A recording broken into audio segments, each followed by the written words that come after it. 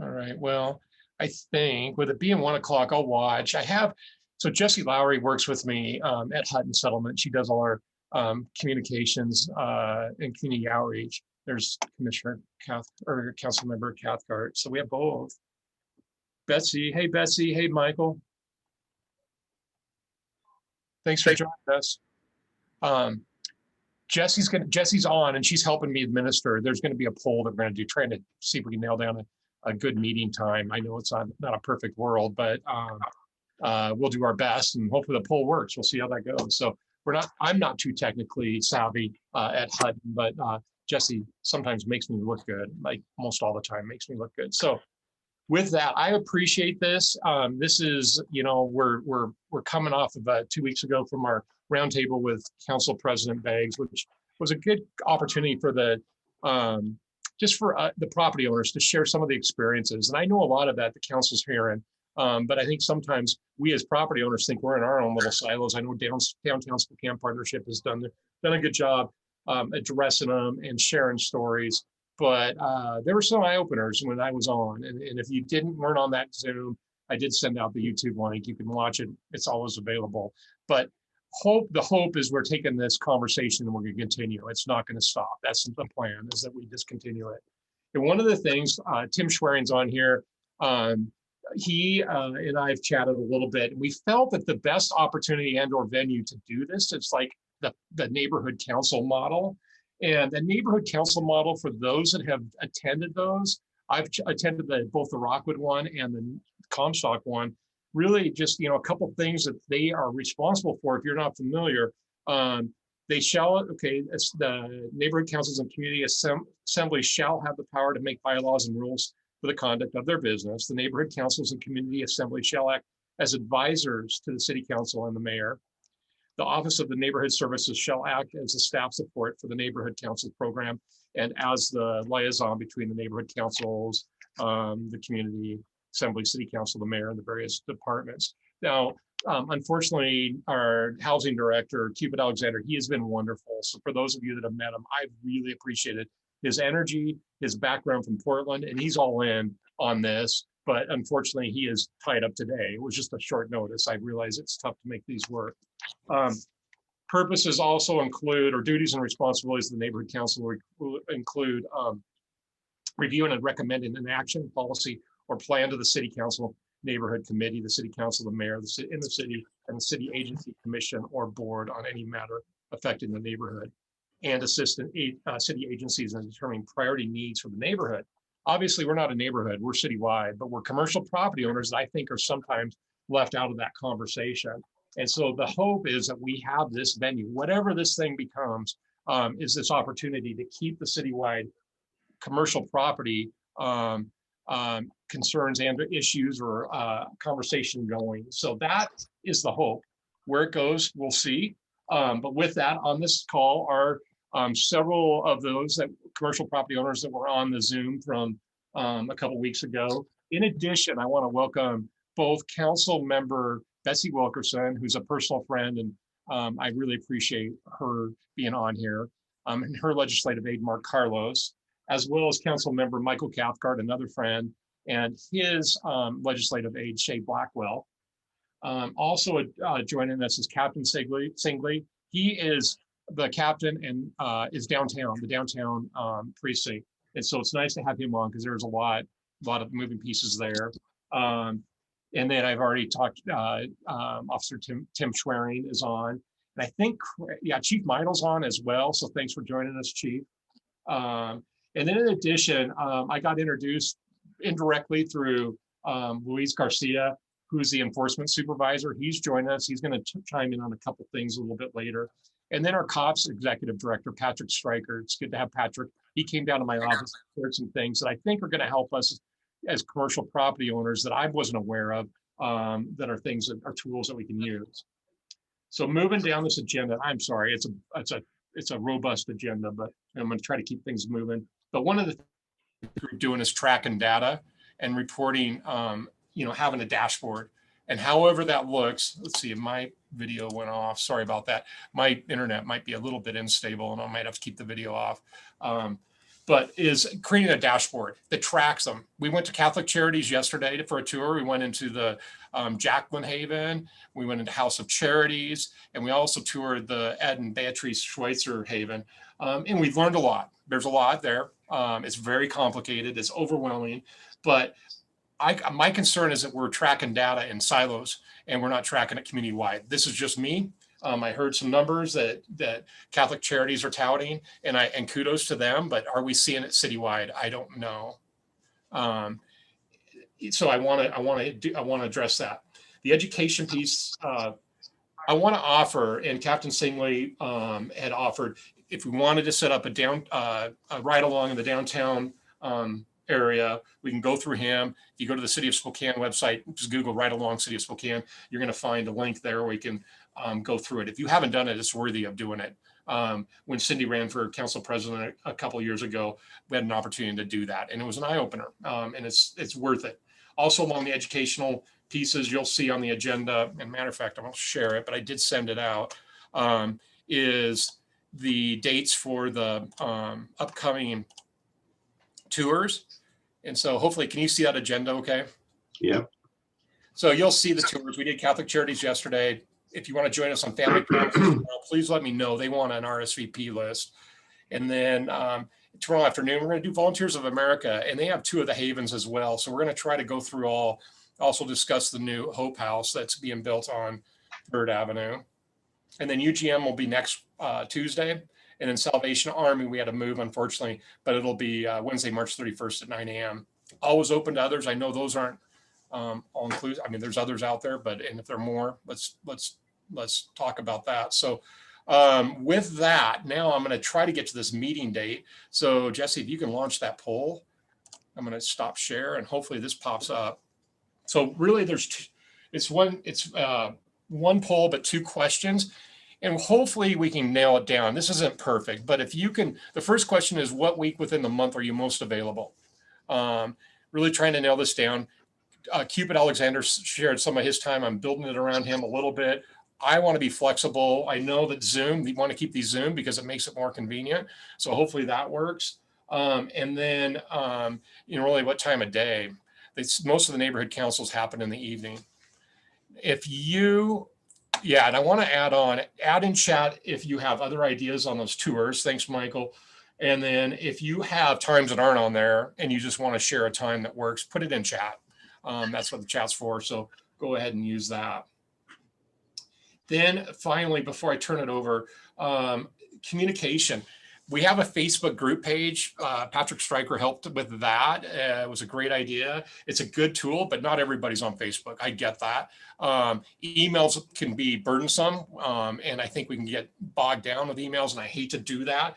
But between the 2, that's it for now, really. We're low budget, like no budget, and so there's no website or anything like that. But any ideas, just reach out to me. You have my contact info, and if you want a Facebook invite, let me know as well. So with that, I want to kick it over. I had a chance to meet with Council Member Wilkerson, and I had a conversation with Council Member Cathcart, really what the purpose is. And what I'm hoping to do is that they can just sort of give an overview of where the council's at right now, what's on the docket this year, in regards to housing and what we're seeing. We have this rent moratorium that's coming up that's going to be expiring. What's that going to do to the system? And then, is there a dashboard? What are they doing to measure? I know we had that point in time count. How do we track it? And then I would love for both of you to talk about the sales tax that's out there. That's a 1/10 of 1% that we're looking at for affordable housing. And then how you would like this group to report back any issues to the city, to you. I know bombarding with emails isn't the effective way, but so I'm going to turn it over to Council Member Wilkerson first, if you don't mind. I don't, welcome. Which Thank is you. Great, because my council mate Michael is all things detailed. So first of all, thank you for inviting me. And second of all, I am a property owner in Browns Addition, 1 block from the historical Rosars, at the most popular bus stop in that neighborhood. So I am plagued with trash and needles and people who are loitering around and walking the neighborhood, and I serve a vulnerable population. And so those are my concerns. So maybe not to the extent that you face at your commercial properties, but that is part of my life also when I'm not down here at the big house. So I also want to say a couple things. You really probably need administration here. And I just want to remind you that council legislates and budgets. So, we cannot direct city staff to go out and do all the things that you want. Once we have funded those projects or police positions or code enforcement, then that's on the administration. So I don't want that to get lost in this conversation. And I am not kicking the can down the road. I am just telling you the system that we are operating in at this current time. Then for a different outcome, we look at changing the system. I want to also bring to your attention, if you read the article of what's going on in Spokane Valley about their new camping laws, well, if they're going to put those laws in place, where are those people going to come? They're going to come to Spokane and they're going to camp here. And so a lots of this are some things that are out of our control that's happening around us and forcing that population into our city. They don't want it in their city, and they are basically legislating folks out of their cities. So let's be realistic in that when you start seeing the numbers go up, look at our neighboring cities, Spokane Valley, and how that's going to play an impact. Now, I know you may have heard, but we really want to go to the scatter shelter model of meeting our homeless and our unhoused. But what are we fighting? We are fighting not in my neighborhood syndrome. And I will be the first to admit in talking to providers in neighborhoods, the city has not been a good partner in keeping our word and keeping those neighborhoods safe. That's what I've heard. And so as a council person, I can own that. So until we can build trust in the neighborhoods, that we can put a shelter there and we can keep the neighborhood safe and the people who are in those shelters safe, then I certainly understand the hesitancy. And so we have to fund that. I've had conversation with providers and they say, Betsy, if we had some resources, we could move the needle. So in my understanding in this first year on council, most of our money for the homeless and the unhoused are state and federal grants. When the city gets involved, it's by a special budget ordinance, then there's a crisis. And so the conversation needs to be, why aren't we planning in advance for what we know is going to happen every year and start looking a little bit further down the road? So those are a couple of issues that I just want to put out there. I also told my friend, like, this is happening to commercial property owners. It's increased, but is it new behavior? It's increased and work within our limitations. You all are spending a lot of money on the back end to mitigate the problems. Have we flipped that conversation to what we could be doing on the front end so we don't have to deal with a lot of those issues going forward? So I'm going to stop right there on the 1590 funds. Mike will go into more detail, but we are setting up those committees. And the best thing about that money can be used for social service supports. So when that comes in, we will actually have some funds to start making a difference in our city. And these people would like somewhere to live. We keep hearing how great Spokane is, and it is great, and it's a great place to live. But where are they going to live? As more people come in who have the resources to be able to afford to a $300,000 home. So if you're making 15 bucks an hour or 18, maybe 20, maybe you can get some subsidized housing, maybe some attainable, maybe some Section 8, but nothing has really been built in those markets for a long time. And I will speak as far as services go. Like we need more mental health counseling. We need more treatment services. Those are not purviews of the city because we don't do programs. We need to work with the state. And it takes about 2 years to get a program up and standing, to get a mental health facility up, to get a treatment center up and running. So that type of planning, we have not come together collectively to really look at that and support the people who do that work. So again, all this kind of goes together.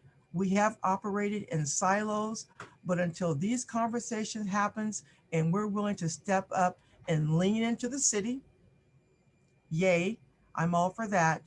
We are not really going to move the dial. We'll just be the dog chasing its tail.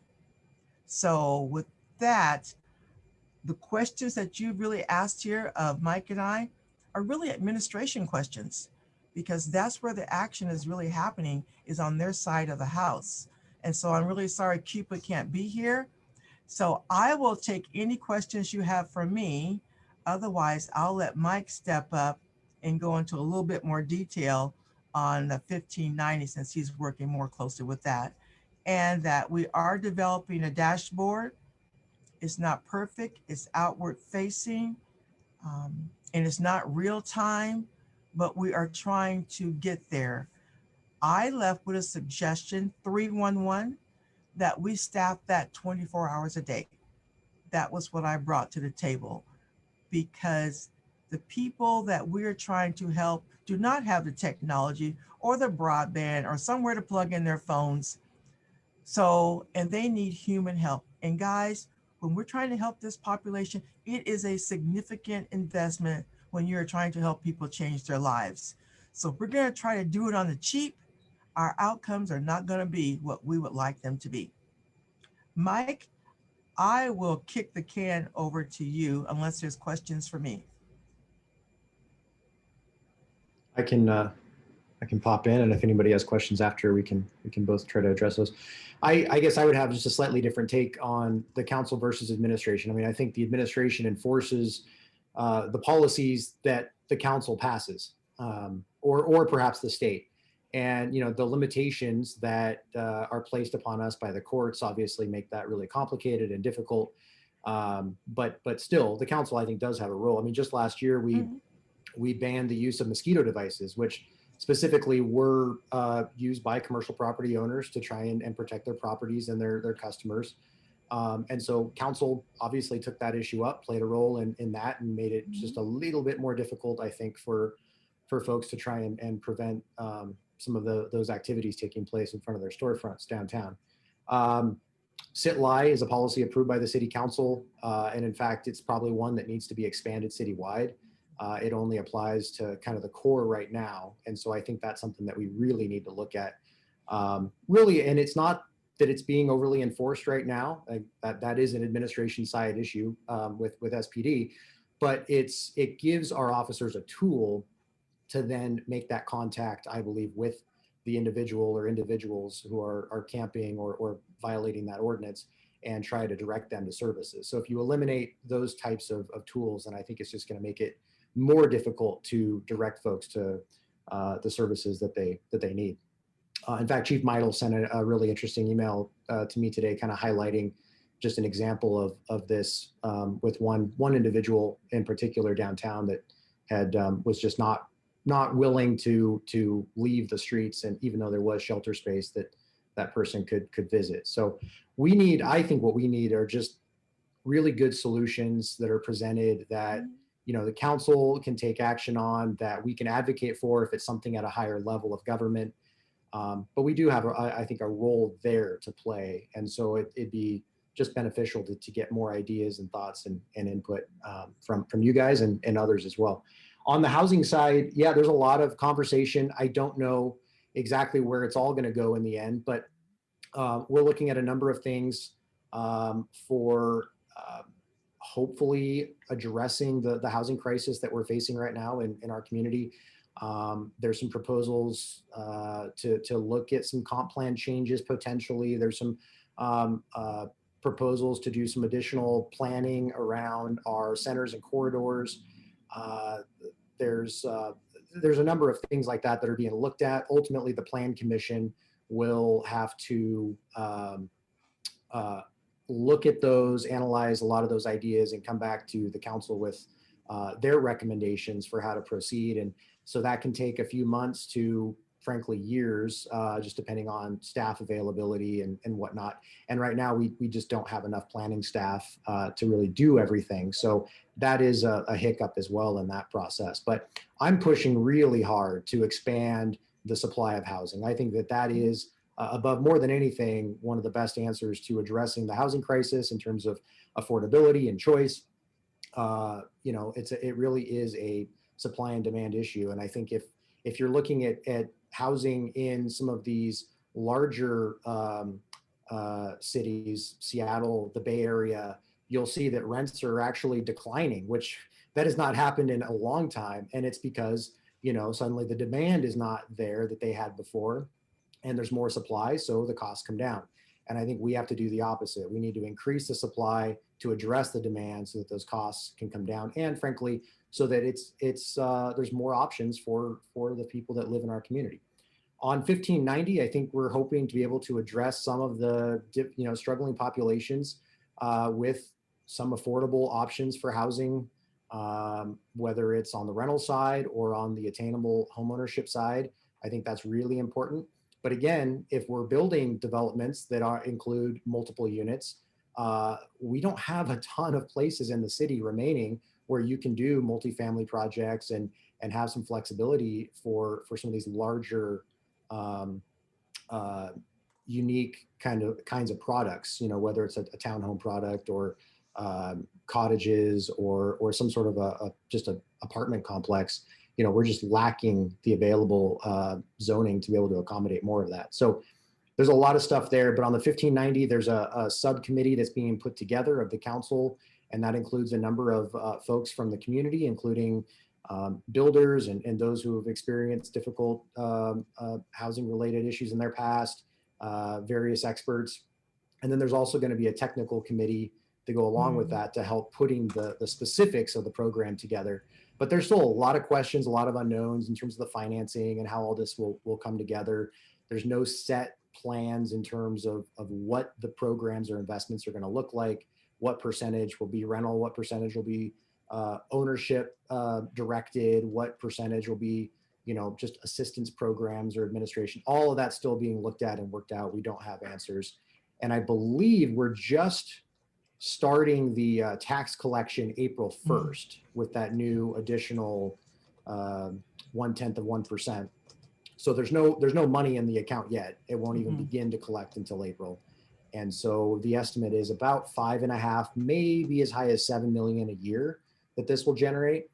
And, you know, if you take a look at some of the various housing projects around town, you'll see that if you were to spend all of that on just rental housing, it really would not be that many units a year that you could build. I mean, maybe 100 to 125 or something like that if you're really careful about it. But so anyway, and then on the dashboard as well, yes, there's a dashboard being put together to try and identify vacancies in our shelter spaces, so that whether it's advocates in the community, SPD, council, the public, whoever can look at those and know that there is shelter space available, and perhaps direct somebody to that available shelter space if they're in need of that. So there's some consternation internally around whether that should be public facing, but I think the council generally agrees. I agree that it should be, with some disclaimers that the information might at times be not perfectly real time, and we have to just make sure people understand that. But there's probably something I didn't address, but you're good. Michael, I think you're good. If we can Great. follow up with some questions, or maybe one or two that are in the chat, so I can just follow up with an email to you and Councilmember Wilkerson as well. If you're good with that, I'll do that. We'll just keep it going. Thank you both. Thank you both for chiming in. So to keep it going, I'm going to turn it over. This is from Spokane Police Department. So we have obviously Chief Meidel on here, but I gave the heads up and warning to Captain Singley and our neighborhood resource officer, Tim Schwering. So if you wouldn't mind taking it and running from here. And these are just thoughts. You don't have to hit them all, but there are thoughts and some questions that I've heard from others on the group. So I'm going to turn it over now to Captain Singley. Thank you. Well, I appreciate you including me. We definitely want to be partners in these conversations. I'd just start out by saying that, you know, we want to have a role in addressing these things, but it's important to recognize that the homelessness issue is not a police problem. We do have a piece in addressing it, but it's a greater community problem. So I'll kind of work my way down the list of items that you sent me. The council members both already spoke about the shelter dashboard that's being created that will allow people to see, not real time, but at least allow the public to be able to see what shelter bed space is available.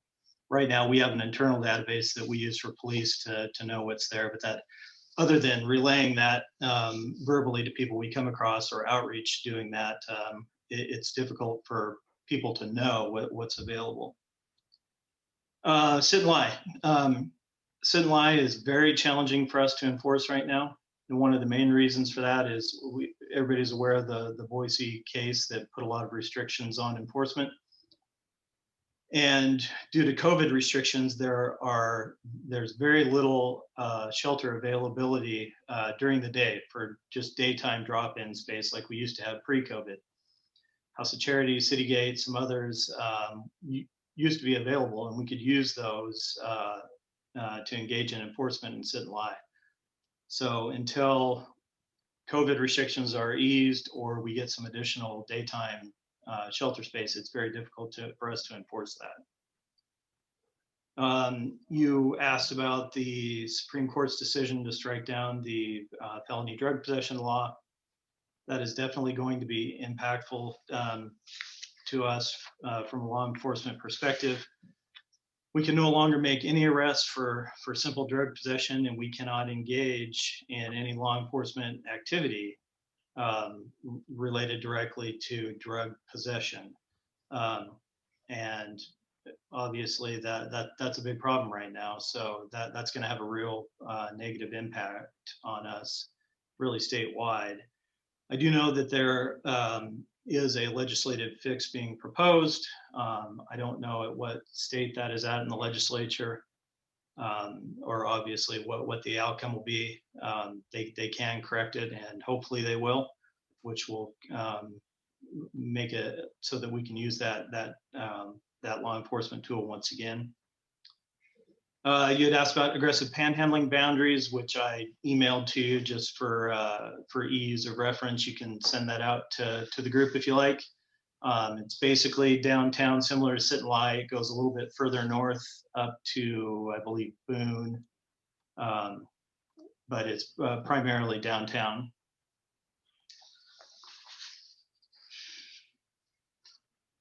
You asked if we talk to people that we come across for panhandling, trespassing, etc., if we ask them where they originate from.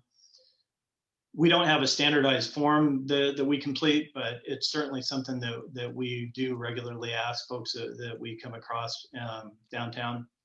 Anecdotally, we hear a lot of folks that are definitely from out of the Spokane area. We've talked to people from throughout the country that have come to Spokane, but we also talk to plenty of people from Spokane as well.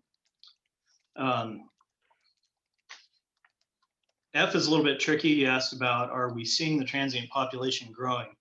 And I know Cupid Alexander offered to come next month and talk in more detail about the city's homelessness response. And I think that'd be a good one for him to address, because he could really dive into the point in time count, which has the specific numbers.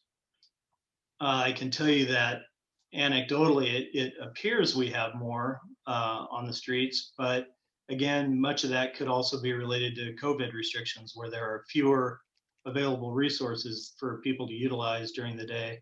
So they may be more visible downtown than they were prior to the COVID restrictions.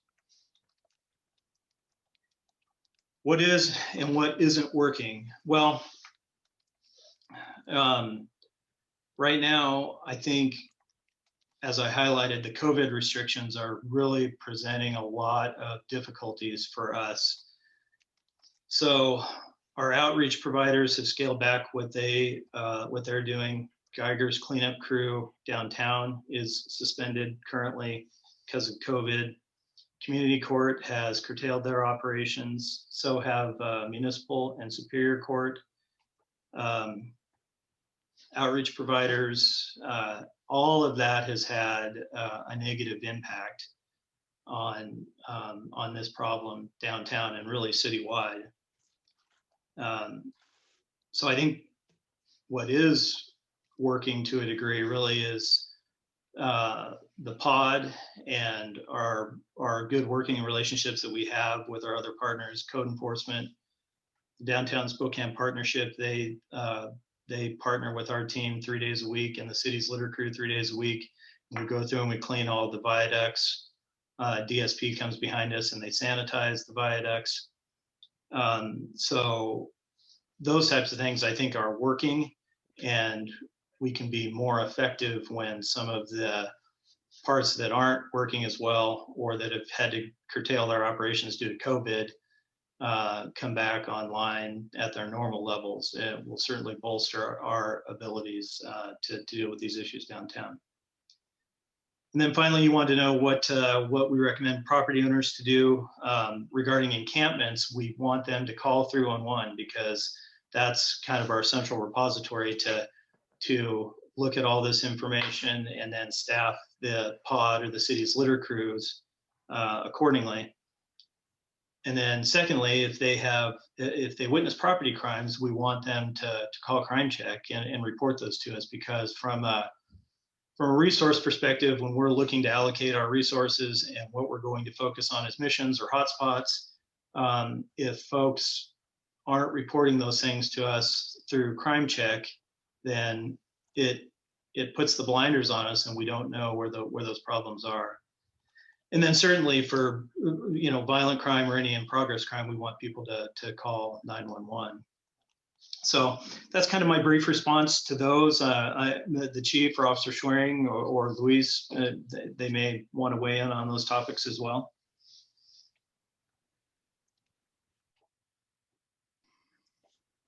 If Chief Meidel or Tim, if you have, Officer Schwering, if you have anything to add, I appreciate. I'm sorry, Chuck. Yeah, I'll let Tim go. At the 30,000 foot level, I think they captured everything pretty well from our perspective.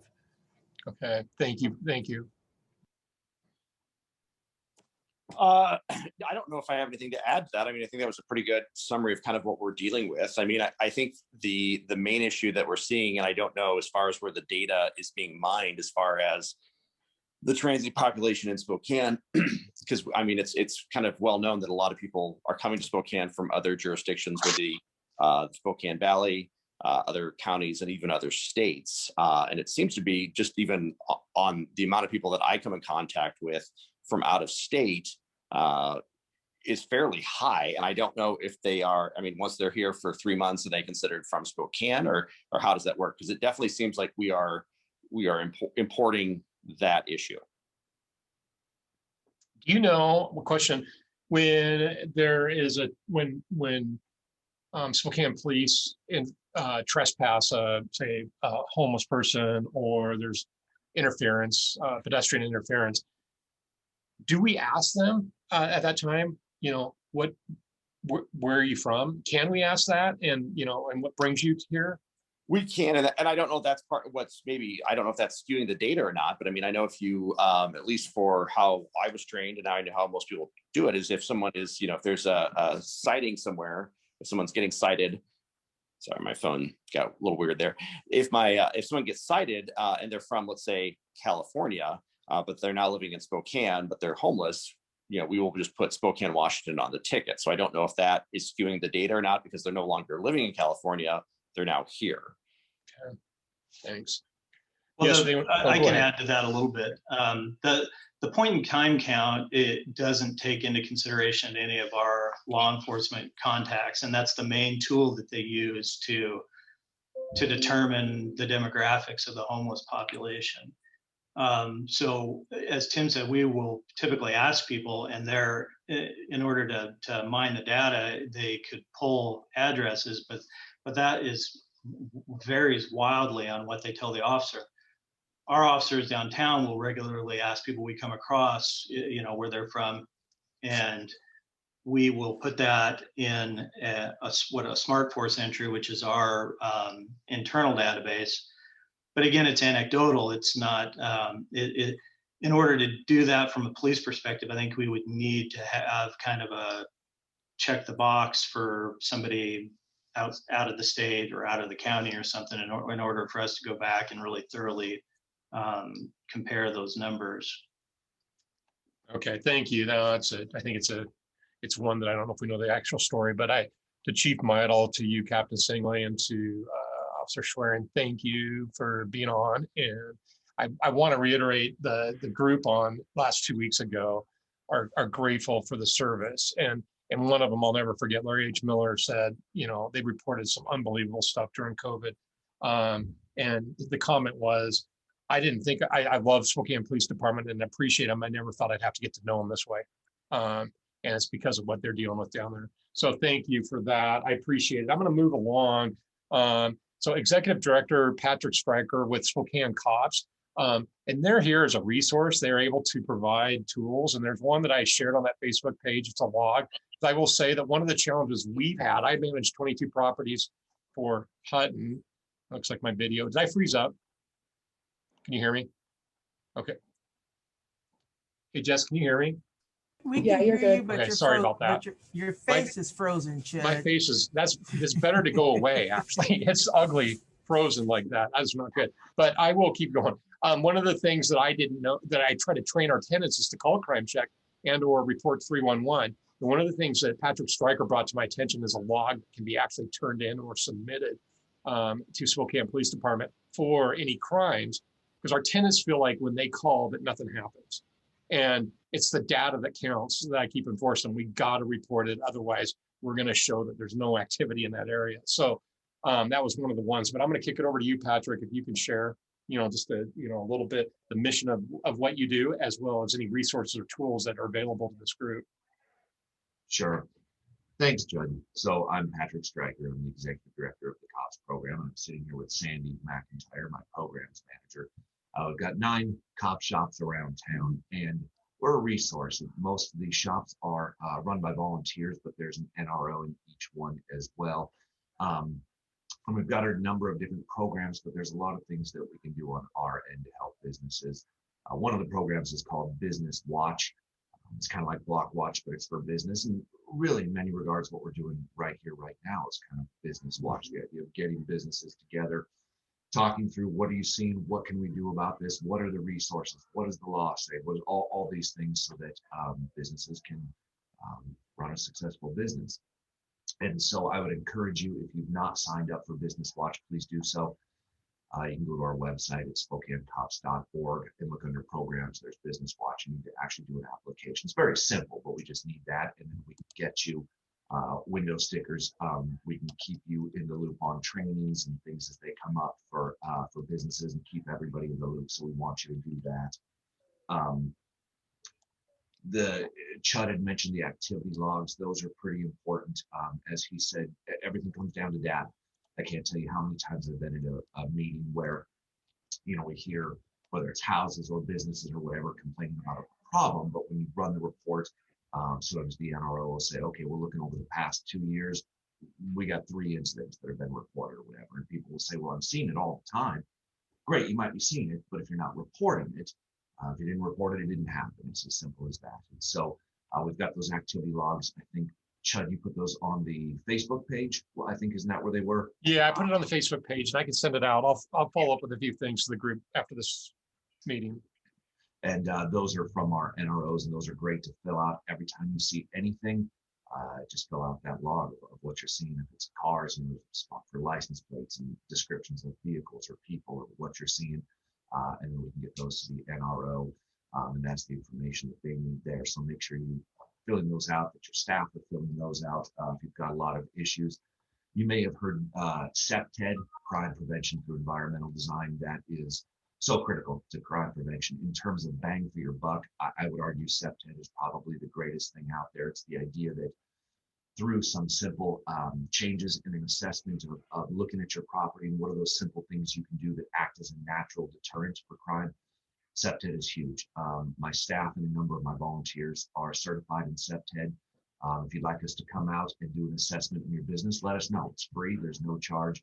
Usually takes about an hour or so, depending on the size of your business, but we'll give you a number of recommendations that you can make that should help deter crime just naturally. There's so many things you can do there.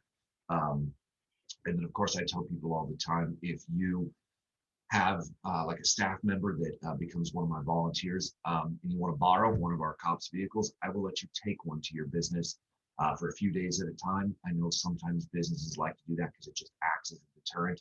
If you've got a vehicle in the parking lot that's cop and it's marked with the Spokane Police logo and all these things, and I'll let you do that. I'm happy to do it. I just need somebody from your business to be a volunteer so I can get their license and stuff. And you can borrow it from time to time. There's a lot of things we can do, namely through Business Watch, SEPTED, the use of the vehicles.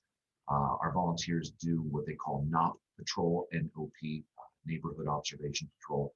And so if you're seeing a lot of issues, let your neighborhood cop shop know, and our volunteers can patrol that area as they're out. Just have that presence there.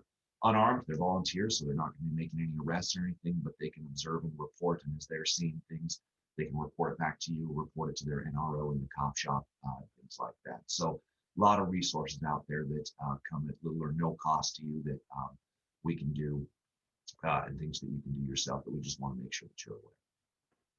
Sandy, you have any of that? No, that was great.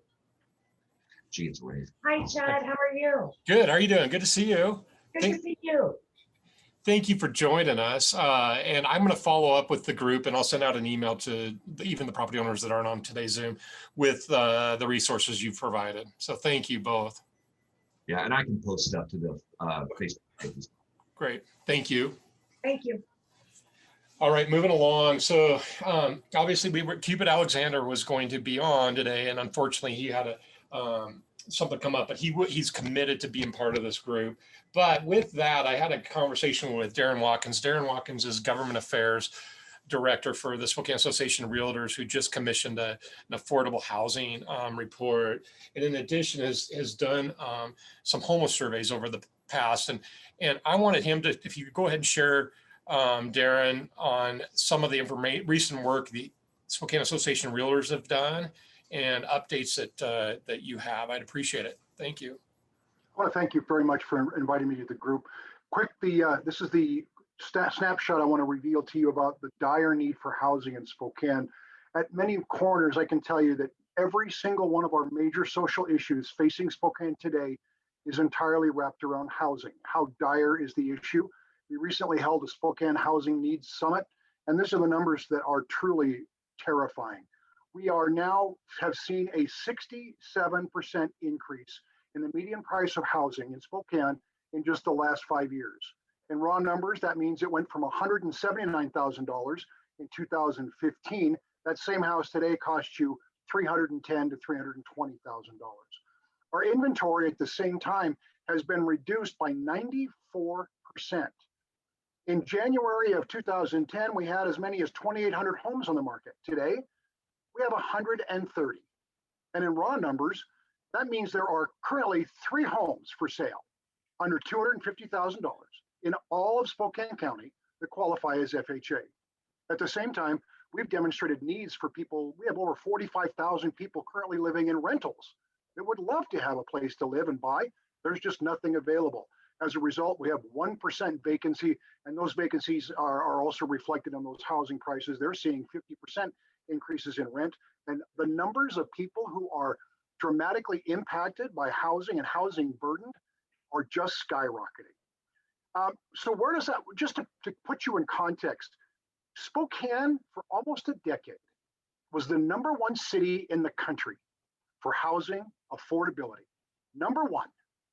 And in the last 2 years, we're now 45 and falling drastically. And if you think that's bad, one more thing we're going to add, as people start exiting those large cities on the West Coast, the Portlands, the Seattles, the Los Angeles, the San Franciscos, there are two destinations on the entire West Coast they're fleeing to: Scottsdale, Arizona, and number one, Spokane, Washington.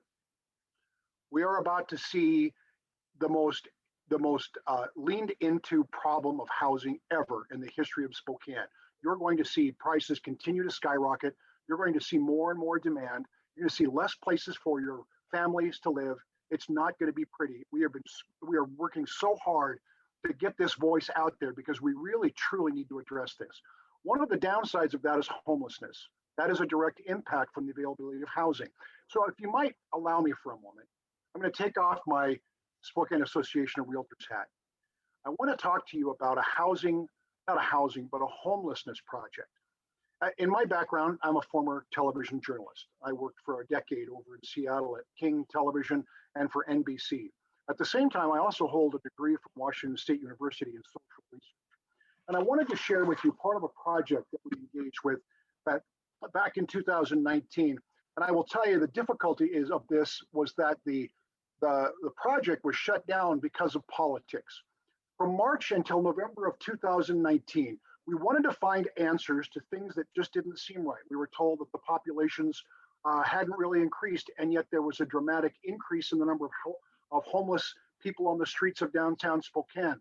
And some of the results that we found were disturbing. At the same time, we wanted to seek out answers from those communities that were doing things different than Spokane to see if there were things we might consider. These were the things that we discovered. We interviewed 75 street homeless in downtown Spokane one-on-one. We talked with them directly. We talked with them about their needs. We talked to them about their conditions. We spoke to providers, advocates. We talked to law enforcement. We talked just to see where things really were. Our goal entirely was just to better establish the scope of issues and to seek out solutions not necessarily found in Spokane. This is what we did. All 75 that we talked with openly discussed their addictions to drugs and alcohol, every one of them. 4 were in treatment at the time. And this was an interesting statistic to us. 73 of the 75 said they were not from Spokane. That is completely contradictory to the point in time count that you hear.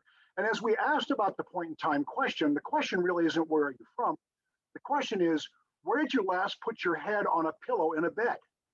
If that was in a shelter in Spokane, we write down that they're from Spokane.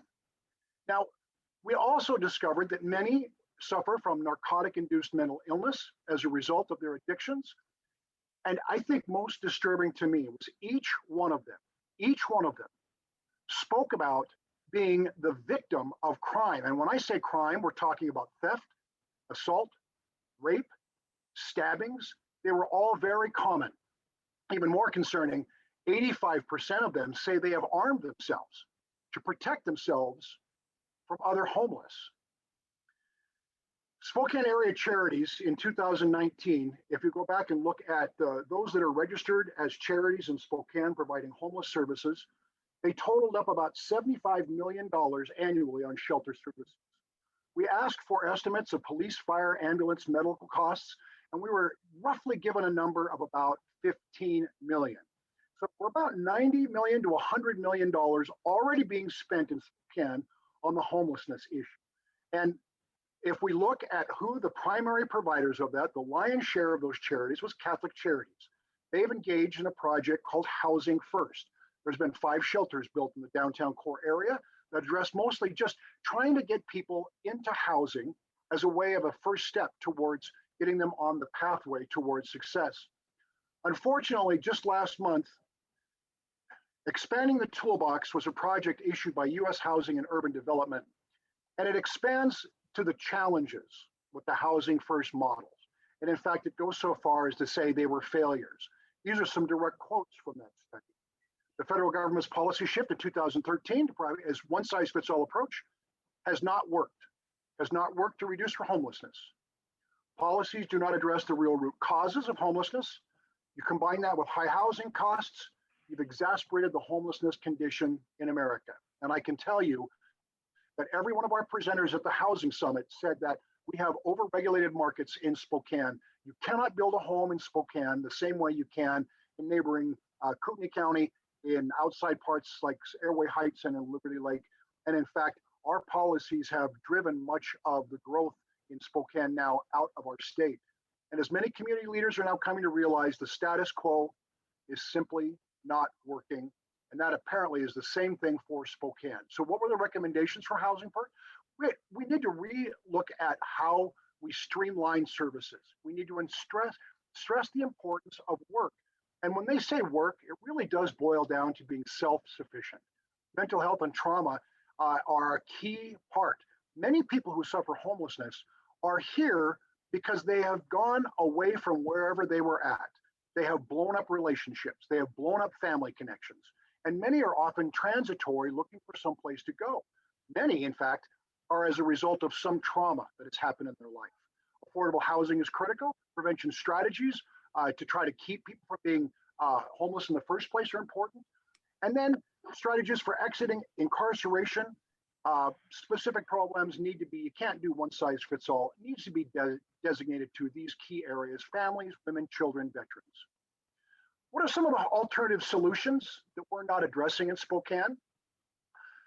Some of the cities that we talked with have really strong public-private partnerships. They have incentives for addressing addiction. The challenge becomes, how do you convince someone to seek treatment that may not want to seek treatment? What are those pathways for services? Are they streamlined? And should we consider a program that focuses on reunification into a family or friendly environment that they're familiar with? Let me talk about some of the programs we saw. The first one I want to talk to you about is in San Diego. And in San Diego, they have this right here as part of their downtown San Diego partnership. What you're seeing here is they're out once a month. They do a homeless count. They literally just drive the streets, identify how many homeless they're seeing. It's a way of identifying where people are at, where they're transitioning, and more importantly, if you're seeing more or less, rather than trying to rely on a one-time-a-year snapshot of just seeing who you can get a hold of. The result of that was monthly counts that gave great information to providers, and they also shared data. They shared data with others to talk about contacts they had made. So for example, in this case, this young woman was sitting down with a homeless person saying, hey, where are you from? Where's your family? How can we connect with you? And if that person happened to be a veteran, so they share that data with then veteran services. And so as a result, they have a relocation project as well, where they contact other families outside in jurisdictions. They help transition that person to services in another jurisdiction where they happen to have family and friends. The success of this program, 84% of those that they transition to services out of their area have successfully found housing after the 1-year mark.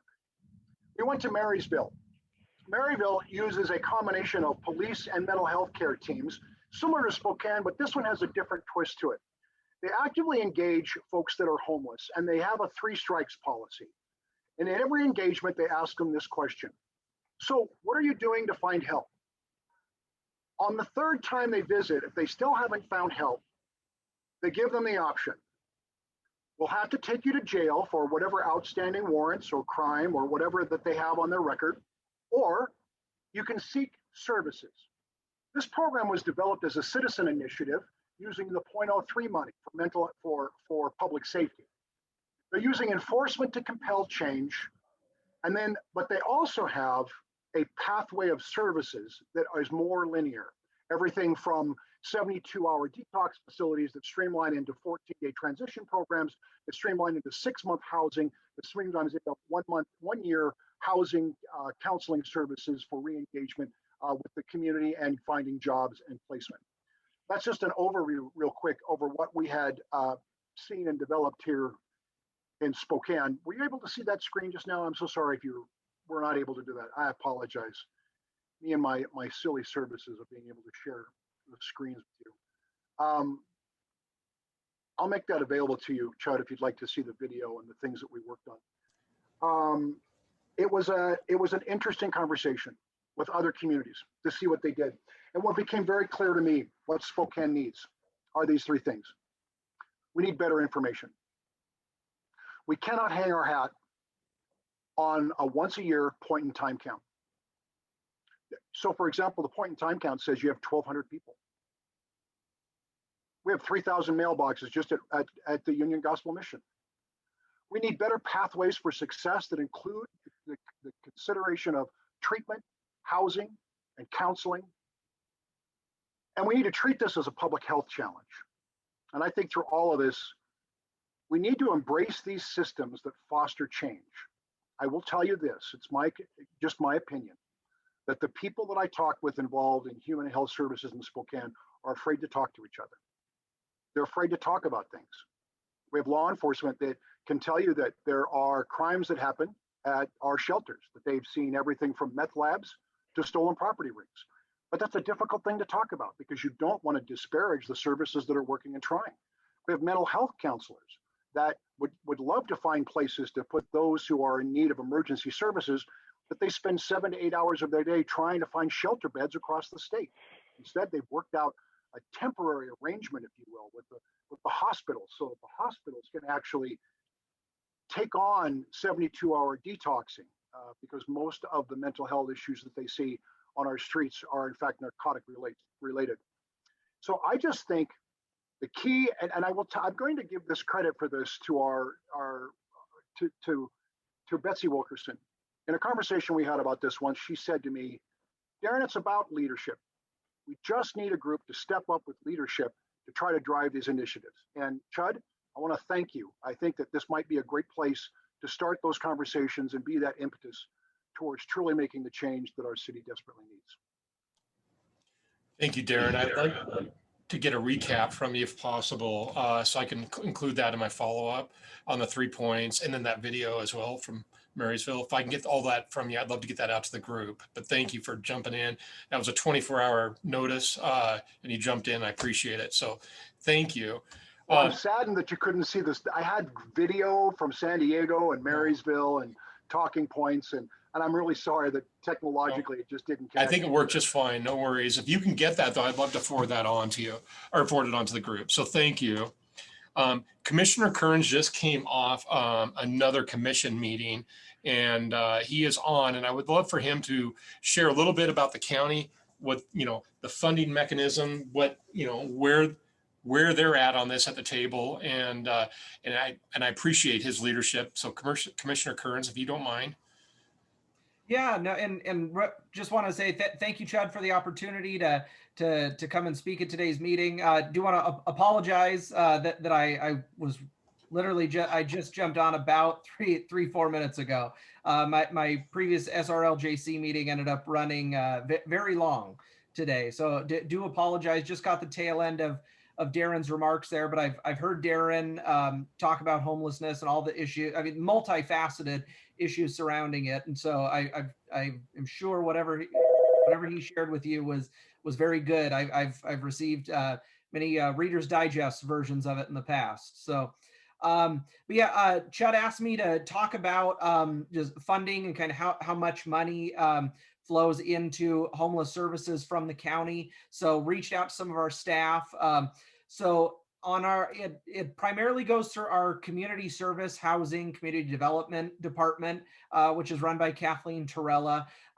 Their dollars for homeless and homeless services are calculated on a biennial basis. They're probably one of the only departments that their funding cycle is on a two-year cycle like that. But so from the period of July 1st, 2019 to June 30th, 2021, we will spend roughly $8.1 million on homeless services.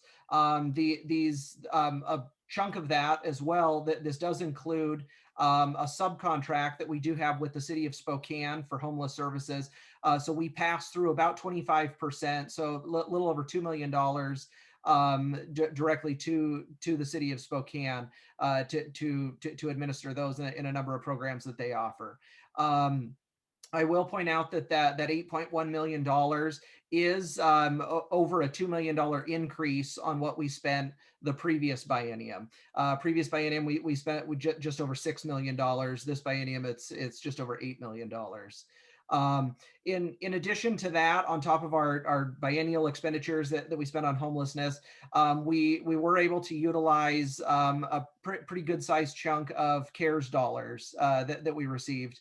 That in 2020 we allocated, we awarded a contract and allocated about $1.68 million to the Salvation Army for their purchase of the Mission Street shelter, which is a new shelter that's opening up there, and then or has opened. I apologize. And then another grant award was to the city of Spokane, where $496,000, so roughly $500,000 for the Mission Street renovations that is now operated and owned by Salvation Army, and then just over $800,000 for the Cannon Street remodel for the existing Cannon Street shelter that the city city owns, and I believe is operated by the Guardian now, if I'm correct. I'm seeing some nodding heads from Councilman Cathcart. So those are some of the kind of big items as far as expenditures. The majority of the funding source for our ongoing biennial expenditures, those do come through document recording fees. That is kind of a funding mechanism that's determined at the state level. There's a charge for whenever you go in and record documents, and then those fund the multiple programs that we offer through the county. And then there is one funding source that routinely comes through the State Department of Commerce as well. So, but overall for this biennium, about $8.1 million. And then for the CARES dollars from last year, we added in close to $3 million total. Thanks, Commissioner. I appreciate that. It's so the funding piece of it gets a little confusing, but that helps, that helps that piece of it, especially the Salvation Army, understanding that, the Cannon Street remodel. Any question, I appreciate that. We're on the hour now, and I want to respect your time, and especially the electeds, for taking your time to be on here. Any other comments? I wanted to open it up to conversations with the commercial property owners and questions, but I do want to respect your time too. So whoever needs to drop off, please drop off. If you want to hang on and talk, it's hard to keep this thing going. Zoom's good for some things, convenience. Zoom's hard for others, and that's having a true conversation. And so sometimes I feel like we're talking in Brady Bunch squares, and it's hard to talk to my brother in the other square. So I want to leave it there. So I just want to thank you. I'm hopeful that we can keep this conversation going. I think we're in it together. I know we're in it together. There was a lot of good that was out there. There's some frustration, I know. We got to get past that to be able to come together, though, and come to get with solutions like the private-public partnerships, things like Darren suggested.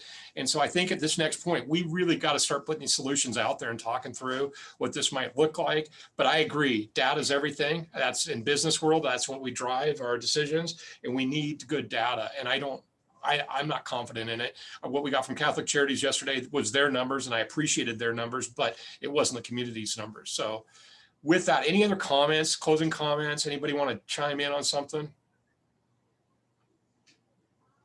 If not, I really do appreciate it. The elected, you guys are running and gunning. Thank you for being here. Thank you for being on. Chief Meidel, Captain Singley, Officer Schwerin and Patrick Stryker, you guys, thanks for chiming in. We'll keep this going. We'll get some dates out here soon. Try to lock something in. We can do it on a regular basis, on a monthly basis. It's standing that you can just punch in. I know the Larry Stones of the world, he's in Hawaii right now. He really wanted to be on there. So we'll see more as we get going. But thank you very much for chiming in, and have a good rest of the day. Sheldon, I'll see you in a little bit. All right. Thank you all.